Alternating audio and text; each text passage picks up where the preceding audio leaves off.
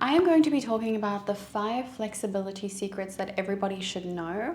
These are the reasons why people are stretching, they are trying, and they are giving up because their flexibility is not improving. They don't know what to do, and these things are really something that everybody should know, and it will prevent that from happening where you are stretching and trying and nothing is happening. So the first thing that you need to know is that if you are not doing it every single day, it is not going to improve. Flexibility is the first thing to go. If you are not stretching every single day, your muscles very quickly contract, they very quickly shorten. You need to be stretching regularly. So for me, multiple times throughout my day, I will go into a forward fold. Multiple times throughout my day, I will go into a down dog. Go against the wall and I push back and I bring my chest down to stretch my shoulders, right? You want to be doing this constantly. If you are working on your flexibility, make sure that it is part of your day, all day, every day, quite literally. You don't need to sit down and do a 30-minute stretch once or twice a week or once even a day to get results. That's not actually going to get you where you want to be. If you want this to be faster and easier and more efficient, do it multiple times a day. The second thing that you need to know about your flexibility is that if you are stressed, you're going to struggle to loosen up your body. You're going to struggle to improve in your flexibility journey because when we are stressed, the muscles tighten and they tense up. So think of your muscles when they are really, really tight, they're kind of hard. So if you're trying to stretch these muscles that are all tense, I mean, that's just obviously not going to, give you results as fast as if you have relaxed muscles that easily open up. Our muscles are directly, and our joints, linked to our nervous system. So if you are highly stressed at all times, your flexibility is just simply not going to improve. You may notice that, you're stretching and you feel really, really tight certain days and not so tight other days. Often that has to do with stress.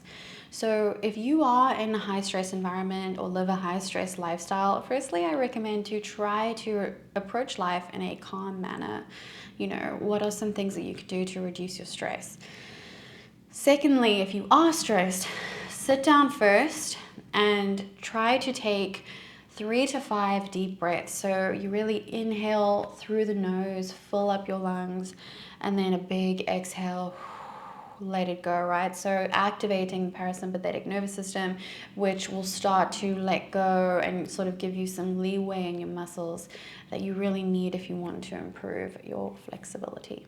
So that brings me to number 3, which is that breath is crucial in flexibility training. So you need to understand that you need to provide, first of all, relaxation through breath work, parasympathetic. But you also need to provide oxygen to your muscles. So when you are in a stretch, so you are in a forward fold, you need to be inhaling. And then with that exhalation, go further. So you're providing the muscles with oxygen and then allowing them to relax. You're pushing past those limits a little bit. Then you do the same thing again. You inhale, provide the oxygen, exhale, allow it to relax and lengthen. So it is a strategy. It is a very effective strategy, and you need to make sure that you are using your breath. If you're not using your breath, again, it's going to take way longer.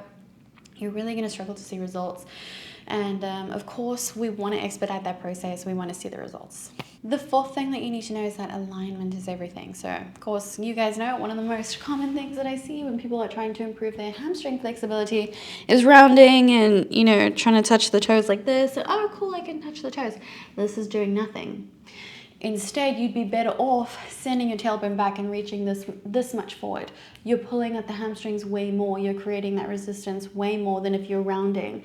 So think of this long line happening here. If you're rounding, you don't have the correct alignment. You're not going to be doing anything you just think you are. So alignment is everything. If you are uncertain about a certain position, make sure that you do the research to find out the correct alignment. There are differing opinions. My forward fold and hamstring techniques are different from other people, but I would say that I have seen incredible results with the way that I teach forward fold and hamstring flexibility in general. So I recommend my channel. Just feel free to go through my channel. I do have tutorials on my Instagram. I have tons of recommendations on how to do positions and all of that. So make sure that your alignment is correct. The fifth and final thing that you need to know is that patience is everything. You're not going to get a flat pancake forward fold in a day. It's just not going to happen. But if you take all of these steps and you use them the way that I have taught you, then you will absolutely see results very, very quickly. So definitely make sure that you practice patience and you will see results faster than you can imagine. I'll see you in the next one.